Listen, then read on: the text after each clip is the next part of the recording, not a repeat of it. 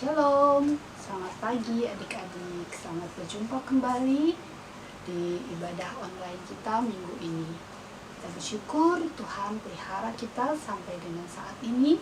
Kita masih diberi kesempatan untuk kita beribadah di pagi ini, meskipun hanya melalui online. Ya, kita terus berdoa supaya pandemi ini segera berakhir dan kita bisa kembali beribadah bersama-sama di gereja. Ya. Kita mau masuk ke dalam ibadah kita mau memuji Tuhan, meninggikan Dia, bersuka cita untuk segala berkat yang sudah Tuhan berikan pada kita. Kita mau nyanyi, datang ke hadirat Tuhan ya. Datang ke hadirat Tuhan dengan hati yang penuh sukacita. Datang ke hadirat Tuhan dengan senang dan buka yang gembira. Tinggalkan beban dan kesedihan yang ada di dalam hatimu. Berikan juga pujian, sambut hadirnya Sang Raja, dan bunyi pun bersorak memuji Dia. Dan pohon-pohon pun berdeburan memuji Dia.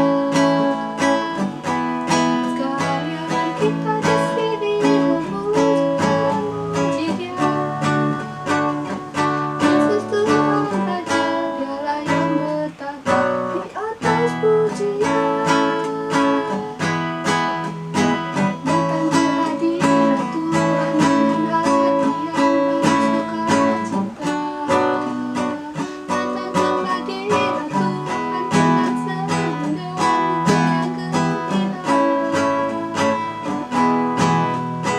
Tinggalkan beban dan kesedihan yang ada di dalam hatimu. Berikan juga pujian, sambut hadirnya Sang Raja, dan bunyi bersorak-sorai memuji Dia. Dan pohon-pohon berdeburan memuji Dia.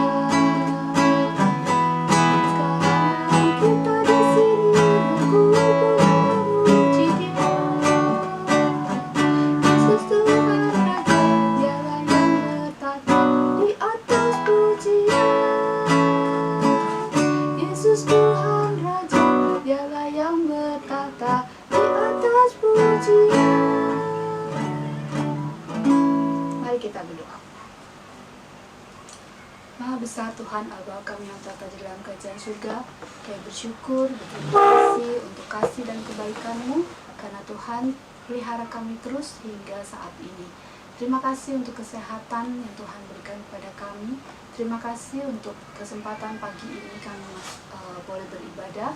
Tuhan, biarlah kami mau mempersiapkan hati kami. Kami mau waktu ini kami gunakan dengan sebaik mungkin untuk kami belajar akan firman-Mu.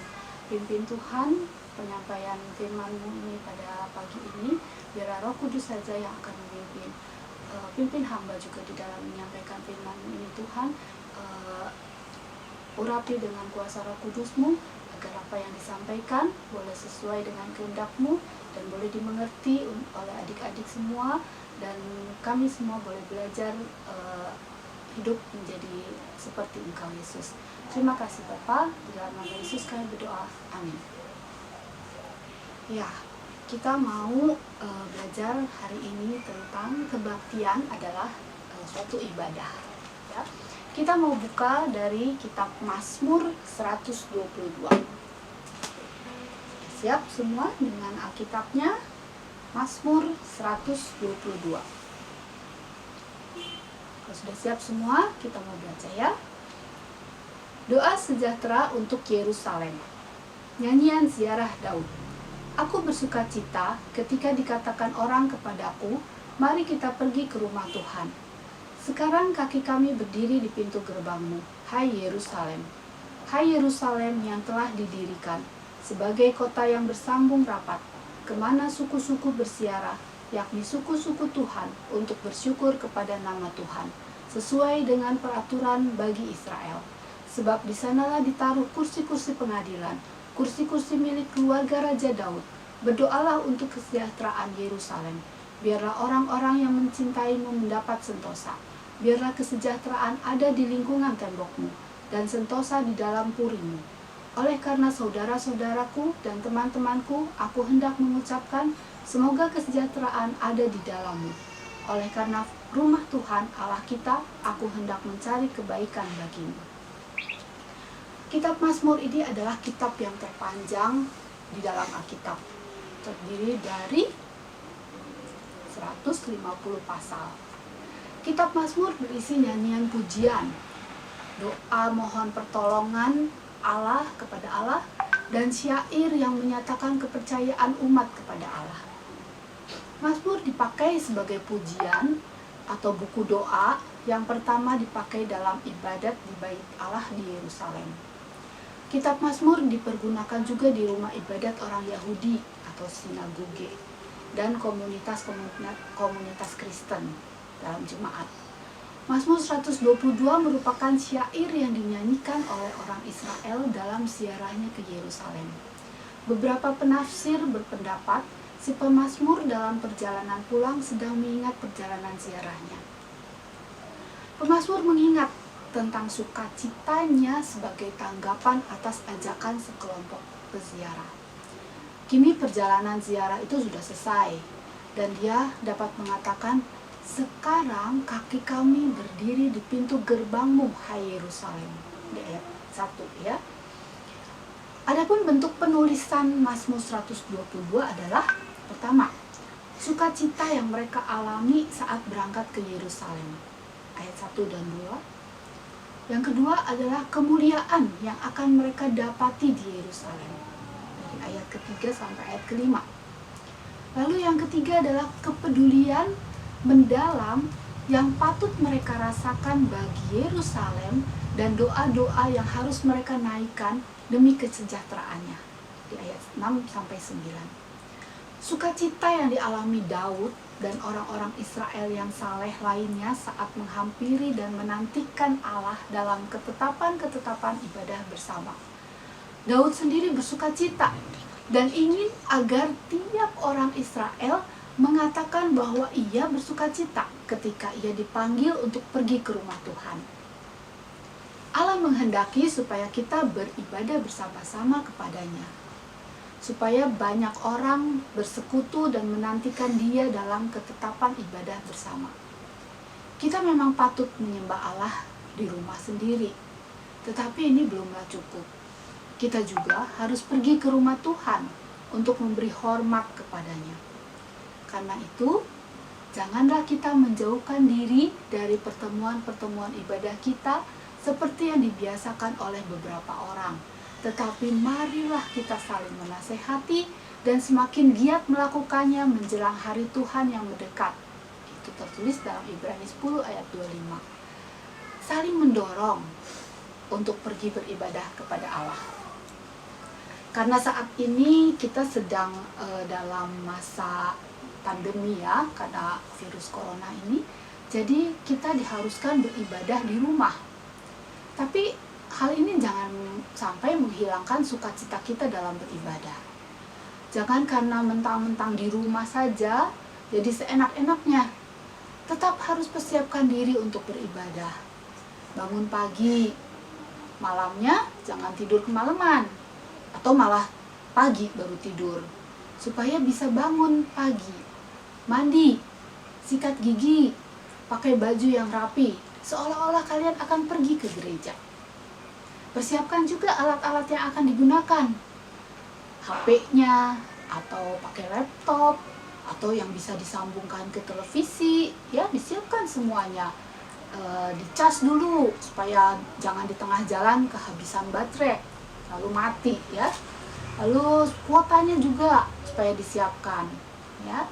Bukannya karena ibadah di rumah saja jadi seenak-enaknya, bebas-bebas aja gitu ya, nanti aja lah, kan bisa kapan aja dibuka di YouTube-nya ya.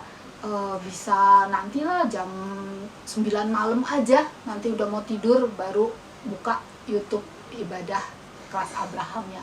Jangan gitu ya. Ada aturannya ya. Kita sudah tetapkan jam 11 kita mulai ibadah, karena setelah ibadah umum ya. Mungkin kalau yang peralatannya di rumah dipakai dulu oleh orang tua untuk ibadah, nah sesudah itu anak-anak baru menggunakan peralatannya ya, entah laptopnya atau HP-nya ya, atau apalah itu yang dipakai kalian di rumah ya. Nah, tepat waktu mengikuti ibadah dan kita ikuti semua liturginya ya. Jangan dilompat-lompat. Saya nggak mau ikutan nyanyinya, saya nggak mau doa, langsung aja dengerin firman Tuhan. Ya jangan seperti itu. Ikuti tahap demi tahap ya. Nah, kenapa kita harus mempersiapkan diri untuk ibadah? Tadi harus bangun pagi, harus mandi.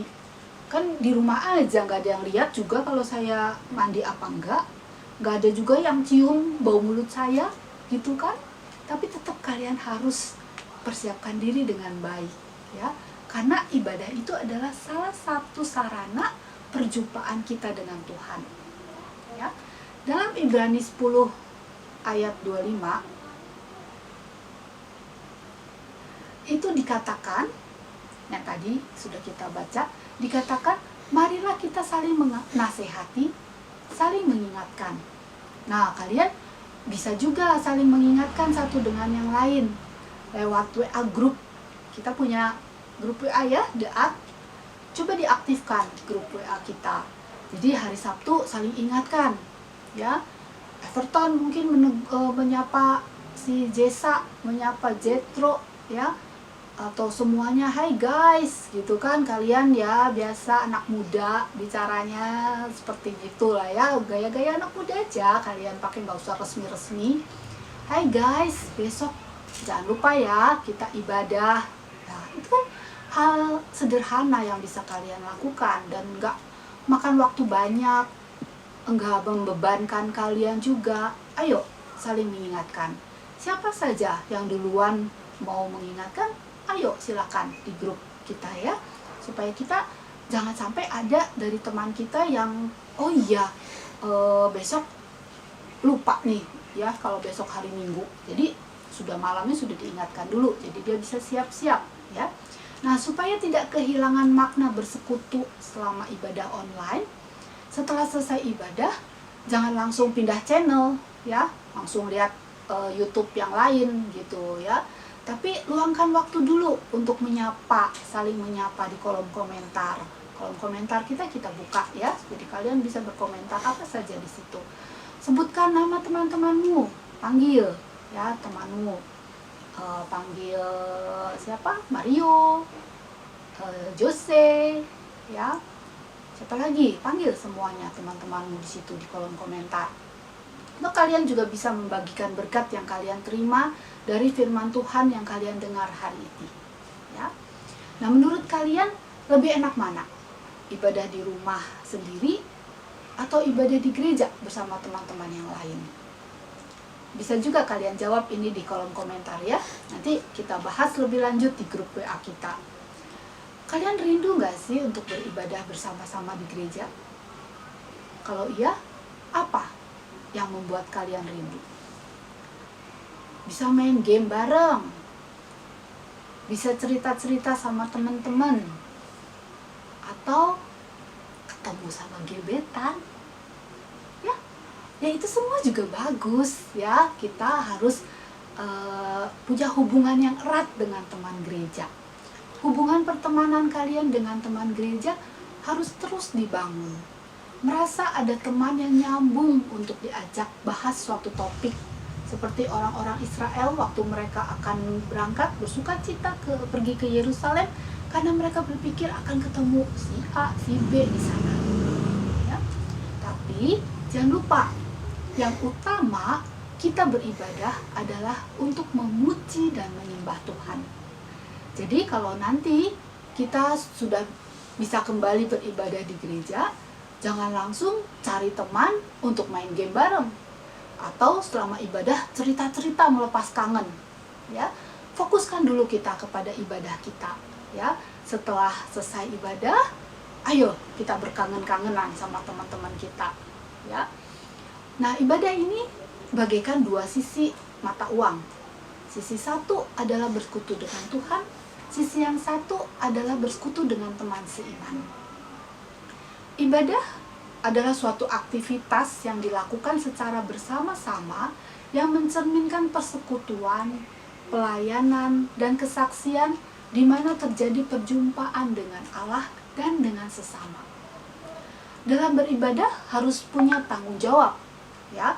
Saat ibadah bersama nanti, yang ditugaskan sebagai MC harus jalankan bagiannya dengan tanggung jawab.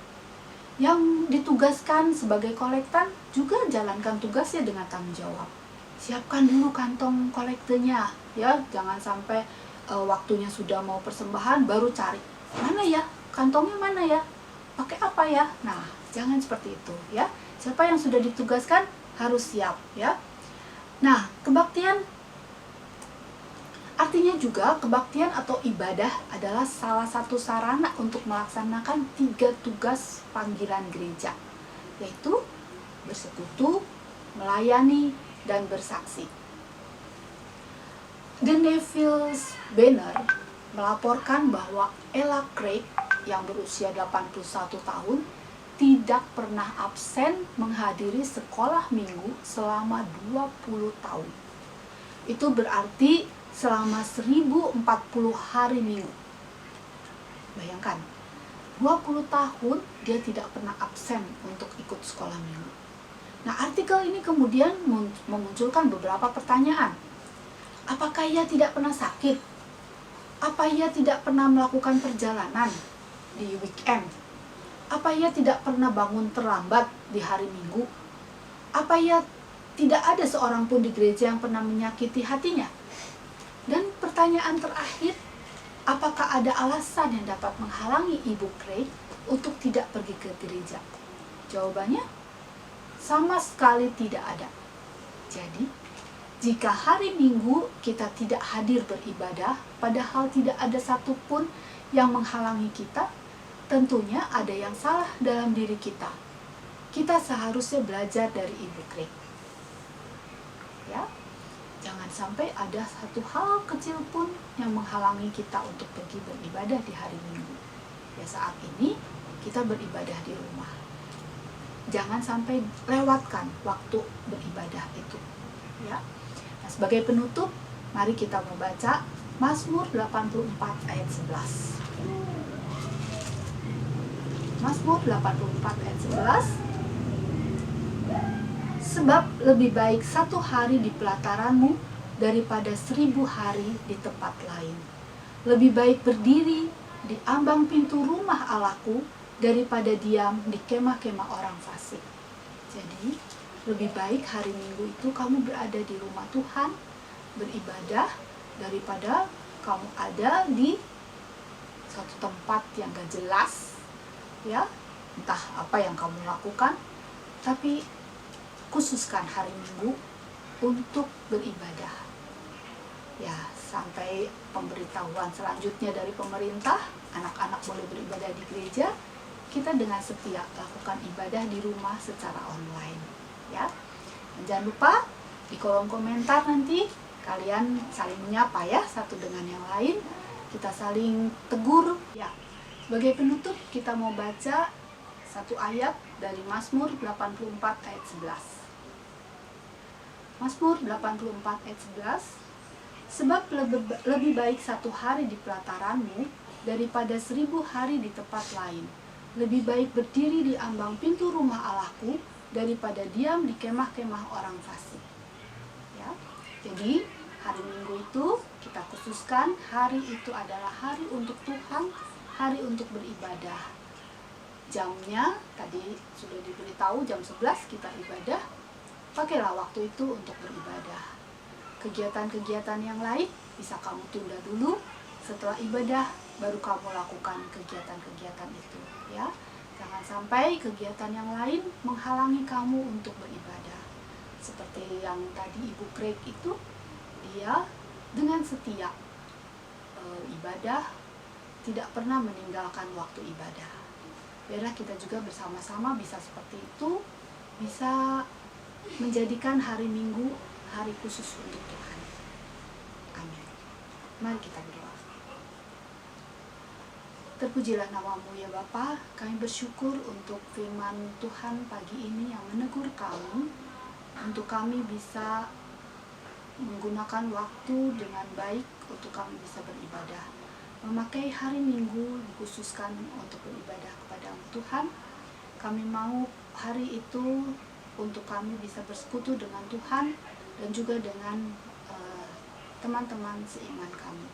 Tuhan yang mau pimpin supaya di minggu-minggu selanjutnya kami bisa sungguh-sungguh Tuhan memakai waktu dengan baik untuk kami beribadah.